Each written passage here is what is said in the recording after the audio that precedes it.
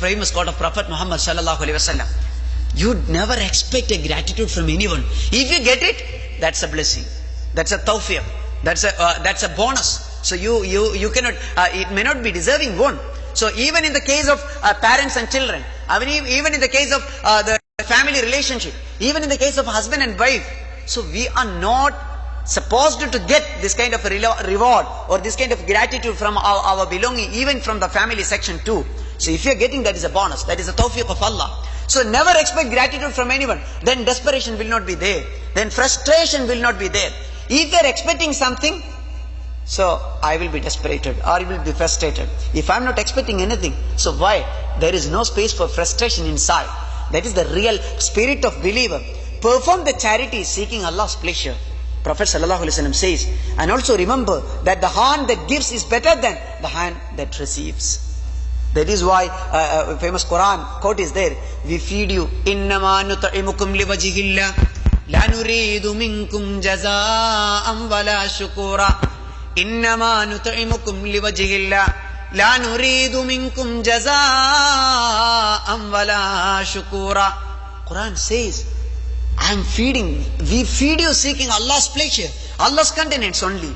We wish for no reward, no thanks from you, because I am seeking the pleasure of Allah and seeking the abundance blessing of Almighty Allah. So that is what the real pressure and the real spirit whichever human mind under this passionate guidance of Prophet Muhammad sallallahu alaihi wasallam always follow.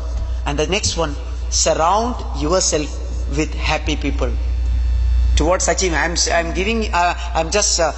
giving the key concepts Prophet sallallahu alaihi wasallam presented before the humanity. How can you achieve happiness?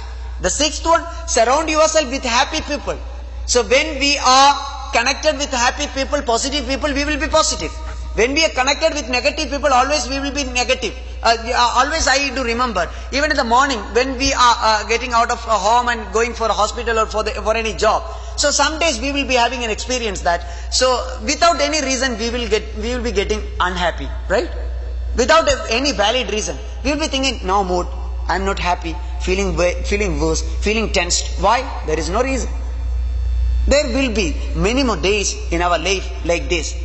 So when we evaluate what are the reasons behind this unhappiness without any reason, so maybe a reason will be there. That may be, in the morning you met a person, he started saying that, oh, your face says that you are not happy, why?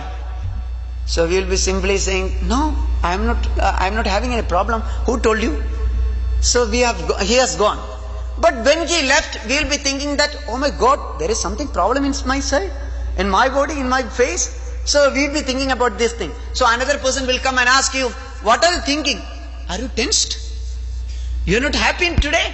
So by the statement of the second person, we will confirm, something is there, some problem is there. Today I am not happy at all. Because the first person also were delivering this word and the second person also giving this statement. So I am not happy. So there is no such kind of so maybe with that may be the habit of that person, saying every person he met in the morning, are you tensed? This may be a ritual of some people, the negative mongers. So when they are coming and creating this negativeness among the people, we are also getting stuck and we are also feeling worse and we are also feeling negative. So why?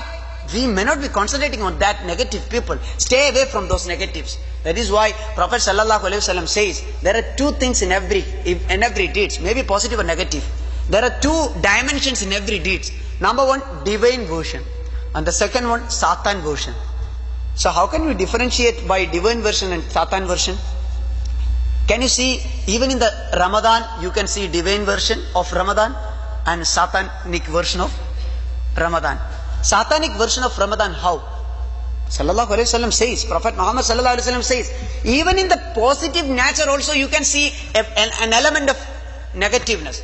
Because I always think, in the month of Ramadan, there is a hadith of Prophet Muhammad sallallahu alaihi wasallam for a brainstorming thought. Just I am giving you this insight. The people are saying that the Satan will not be on job in this month, and he will be ghulliqatil abwab wa ghulliqatish shayatin. So it may not be on track. So even in the absence of Satan, if we people are creating negative attitude. So who is the director and who is the guide in the month of Ramadan? So Prophet ﷺ says Satan will not be there at all. Only the Jannah and Jannah people will be there alive. So even in the even in the absence of that Satan, if we people are creating a sense of negative in our deeds, in our behavior, so automatically with which control we are going forward. So that is what an innate Satan is there in every human mind. That doesn't allow to create happiness.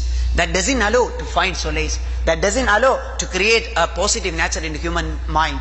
So that is why, a sense, it is easy to be misguided when you are with negative people. So by finding solace and positive notion and positive spirit to create a sense of peace inside, so I feel towards achieving a sense of happiness throughout the life. Prophet ﷺ says, stay away from negatives and keep concentrated on the positives of God. And فَأَمَّا بِنِعْمَةِ رَبِّكَ فَحَدِّثْ. All that blessings will guide you to the success, and all that blessings will give you more energy to meet the target. So if the thing is so how can we create a solution in between? What are the segments and what are the tools which we are supposed to employ? So that will be, inshallah, if God bless, we will be discussing that the tools which we have to employ towards ensuring this happiness, inshallah, in the light of prophetic words and Islamic spirituality. Inshallah, we will try to share another 10 minutes after the iftar time, and may God bless us. And thank you for your valuable focusing on this session. Thank you very much. Before you are angry, before you become angry, so I'll not allow to transfer your hungry with angry. So anyhow, I was giving you some insights towards achieving happiness, because happiness is my topic. That's why I have to conclude it very fast. Otherwise, happiness will go in the hall. So it's a challenge for me to wind up with happiness. So because a famous quote is there: some people brings happiness when they come. Some people brings happiness when they go. Some people brings happiness wherever they go. I may not be sure that which category I do belong. So we might be in the category of wherever we go, we might keep something great. So the next point, which we people are highly demanded, because when I observed the last two consulate generals talk, I was really observing the way they present their message. So smiling and giving cordial feelings and keeping intimacy with people. So this is what the way the winners do. This is what the way the good people or leading people should do. So because the Prophet ﷺ says a beautiful quote that smile and giving a moderate laugh, it's not a big mistake. It's not a mistake, but it's a blessing of Almighty. So laughing moderately can act as a cure or as a therapy for depression and sadness.